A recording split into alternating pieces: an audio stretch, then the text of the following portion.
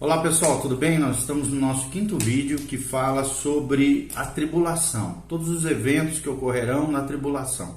Lembrando que quando nós falamos de tribulação, é dentro da visão pré-milenista e pré-tribulacionista, ok? Ou seja, que crê que o milênio é literal, é real, os 1000 anos que Jesus vai reinar sobre a terra, e crê no arrebatamento da igreja no início da tribulação ou no meio, né? A gente não sabe, mas provavelmente no início, por isso visão pré-tribulacionistas, ok? Agora nós vamos começar a iniciar falando sobre um outro juízo muito importante, na verdade o terceiro juízo. Nós já vimos sobre o juízo dos selos e os 7 selos descritos em Apocalipse. Depois falamos sobre o juízo da trombeta e falamos sobre os 7 juízos das trombetas. E agora nós vamos falar sobre as 7 taças, ou o juízo das 7 taças, ok? Primeiro, o juízo da primeira taça. O juízo da primeira taça. Está lá em Apocalipse 16, versículo 2. Fará com que então surja uma terrível chaga, doença, nos homens, descrita como feridas malignas e perniciosas, que talvez indique algum tipo talvez de câncer ou anomalia celular. Essa aflição ocorrerá apenas com aqueles que adorarem a besta, ou seja, adorarem o anticristo. Os convertidos, aqueles que se converterem nesse período profético da tribulação, não serão atingidos. Mas a besta, aparentemente, nada poderá fazer pelos seus adoradores, pelos seus seguidores, pois continuarão amaldiçoando a Deus por causa das suas chagas, mesmo depois que a quinta taça for derramado, ok? Segundo, o juízo da segunda taça, está lá em Apocalipse 16, versículo 3. As águas então vão transformar-se em sangue durante esse juízo. Todo ser vivo do mar morrerá, é o que descreve a palavra de Deus. As frases vívidas do texto bíblico descrevem barcos navegando em mares de sangue. Tenta imaginar todos os elementos, os seres vivos do mar morrendo. Serão mares de sangue. Com esse segundo juízo das trombetas, que nós falamos lá atrás, 1/3 das criaturas do mar morrerá.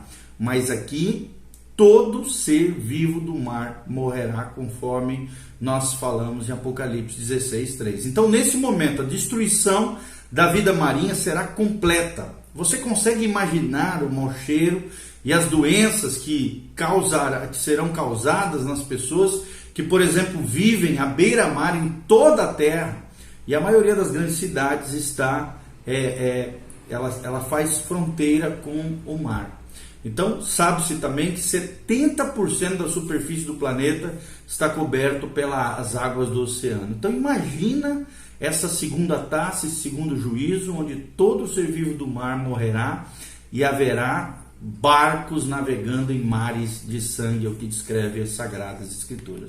Terceiro, o juízo da terceira taça. Está lá em Apocalipse 16, de 4 a 7. Nessa ocasião, semelhantemente ao que ocorreu no juízo da terceira trombeta, o suprimento de água potável será afetado. Agora, em vez de ficarem amargas as águas vão se transformar em sangue. Tenta imaginar isso, relembrando aquele fato das 10 pragas do Egito. As vítimas dessa praga, onde as águas se transformarão em sangue, receberão uma retribuição implacável. Derramaram o sangue dos santos e dos profetas, agora também precisarão beber desse sangue.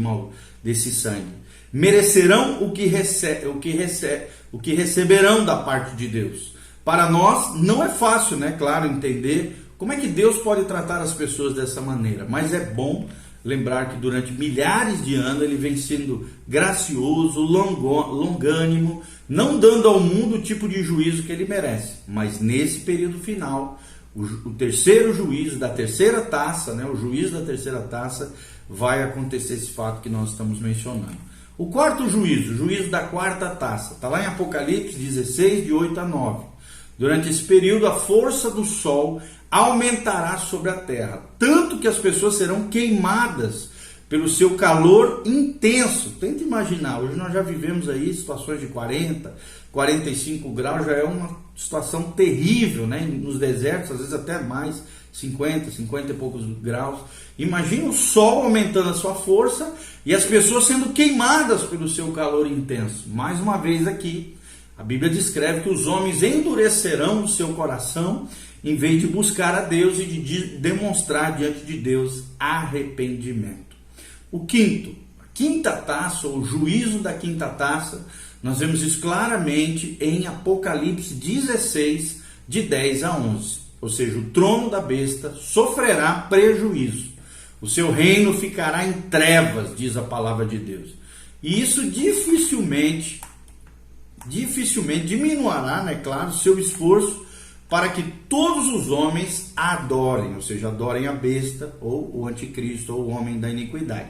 Como consequência, os homens morderão a língua e blasfemarão contra Deus, é o que diz as Sagradas Escrituras, e culparão o Senhor por suas feridas, por suas chagas, por suas dores, pois a dor sempre parece pior nas trevas do que na luz. E tudo isso é profético, tem um sentido, tem um propósito divino com relação a isso. A sexta taça, ou o juízo da sexta taça, está lá em Apocalipse 16, de 12 a 16. O rio Eufrates secará, e ele havia se transformado em sangue anteriormente, lembrando, nas taças anteriores, né? E isso facilitará a travessia dos exércitos dos reis do Oriente, que vêm lá do Oriente, conforme Daniel 11:44, que ocorrerão para participar então da grande guerra profética chamada Guerra do Armagedon. E o sétimo juízo, o juízo da sétima taça, está em Apocalipse 16, de 17 a 21, que é a destruição e a desordem que tomarão conta do mundo, e com isso se ouvirá o brado: feito está, consumado está. Muitos distúrbios físicos virão em seguida. Um terremoto dividirá Jerusalém ao meio e fará com que outras cidades ao redor do mundo também caiam. Ilhas, montes desaparecerão e será testemunhada uma tempestade como nunca se viu na história da humanidade, com pedras de granizo pesando cerca de 35 quilos cada. Tenta imaginar essa cena, e apesar da severidade e da universalidade desses últimos juízos descritos no livro de Apocalipse, os que sobreviverem continuarão blasfemando contra Deus em vez de buscá-lo, clamando por misericórdia e em arrependimento. Tudo que o ser humano construiu nesse mundo literalmente se desfará diante de seus próprios olhos, mas ele pensará que continua senhor do seu destino e que não precisa de Deus. Então, a conclusão de todos esses 7 juízos, aqui, juízos que nós estamos falando, né, das taças, é que esses juízos levará os seres humanos ao final da tribulação e a adentrada então da segunda vinda de Cristo, aqui já uma vinda visível, para iniciar seu reino milenar sobre a terra. Então falta apenas uma parte para que essa figura esteja completa, que é a batalha do Armagedon. Nós vamos mencionar agora. Então vamos recapitular um pouquinho, né? Antes da metade da tribulação, o governante do Ocidente, o anticristo, chamado também de homem da iniquidade, manterá seu acordo com Israel, invadirá e conquistará o Egito, o norte ali da África, e nesse momento os exércitos russos vindos do norte também tentarão de alguma maneira invadir e conquistar a Palestina, ou seja, Israel, o Estado moderno de Israel. Quando tudo parecer perdido para o anticristo e para Israel, Deus vai intervir de maneira sobrenatural, destruindo os exércitos da Rússia que vem do norte, e isso dará ao homem da iniquidade, o anticristo, uma oportunidade para romper a sua aliança com Israel, a fim de se assentar para ser adorado e para tentar conquistar o mundo como um todo, né? Contudo, enquanto ele prossegue seu plano maligno, satânico, as nações do Oriente se unirão e tentarão pará-lo. Para tanto, marcharão para o oeste, entrando na Palestina, e aí haverá, que é o que nós falamos, o juízo da sexta taça, que secará o rio Eufrates, acelerando a entrada na terra prometida, e durante esse intervalo o anticristo terá se estabelecido firmemente na Palestina como governante religioso e político daquela terra. O campo de batalha no qual os exércitos do Ocidente e do Oriente se encontrarão será a planície de Esdraelon, na região ao redor do Monte Megido. Por isso essa batalha é chamada de Armageddon ou Armagedon. Em hebraico, Har é monte ou montanha e Magedon é Megido. Essa planície está localizada a 30 quilômetros ao sul-sudeste de Haifa, da cidade israelense de Haifa. Hoje o tamanho desse vale é de aproximadamente 30 quilômetros por 20 quilômetros. Jerusalém será o outro campo de batalha, haverá um combate de casa em casa e os inimigos do Senhor terão um sucesso temporário. Mas Jesus Cristo enviará uma praga e depois ficará sobre o Monte das Oliveiras para destruir todas as nações que vierem contra Jerusalém, como diz Zacarias 12, versículo 9, Zacarias 14, versículo 12 e Zacarias 14, versículo 4. Então, na segunda vinda de Cristo, outra área de conflito estará centrada em Bosra, ou seja, na região de Edom, localizada a cerca de 30 quilômetros ao sudeste da extremidade sul do Mar Morto. Está lá em Isaías 63, de 1 a 6. Olhando essas três áreas de conflito, ao mesmo tempo, temos uma imagem terrível de um massacre indescritível, englobando toda a terra de Megido ao norte, Jerusalém no centro e Edom a sudeste, cerca de 220 quilômetros, ok? Então, no meio dessa batalha, o Senhor Jesus voltará em glória e graça, e os exércitos celestiais derrotarão o exército dessa terra, é o que nós vemos em Apocalipse 19, de 11 a 21 versículos. A carnificina será indescritível, é o que nós vemos em Apocalipse 14, 20 e em Apocalipse 19, de 17 a 18. Mas seu resultado, conforme diz as Escrituras, é conhecido.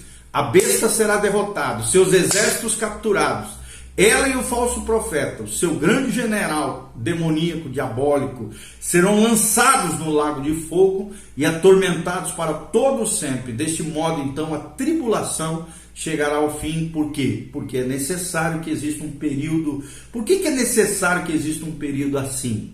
Existem pelo menos dois motivos. Primeiro, por causa da maldade humana, e essa maldade deve ser punida. Segundo, Deus parece não estar fazendo nada, né? Às vezes, a respeito do mal que agora está ocorrendo no mundo, mas algum dia ele vai agirá, e esse dia são esses dias proféticos contidos na palavra de Deus. O segundo motivo é que o homem deve, de uma maneira ou de outra, prostrar-se diante do Rei dos Reis, do Senhor dos Senhores, e poderá agir voluntariamente agora, reconhecendo Jesus através da sua fé e recebendo a salvação, ou então posteriormente precisará fazer isso obtendo apenas a condenação eterna, os juízos e a punição a todos os pecadores e impenitentes. Então fique atento, consagre-se ao Senhor, se santifique, busque a Deus, seja cheio do Espírito Santo, conserte a tua vida diante do Senhor. Maranata, vem, Senhor Jesus.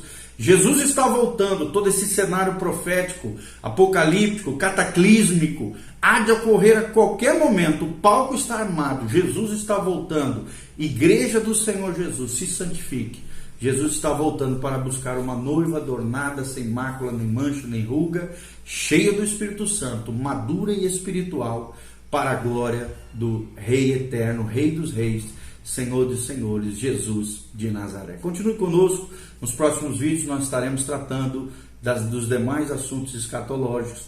Que Deus te abençoe em nome de Jesus. Compartilhe com outras pessoas, siga o nosso canal, que a graça de Deus venha sobre a tua vida, em nome de Jesus. Amém e amém.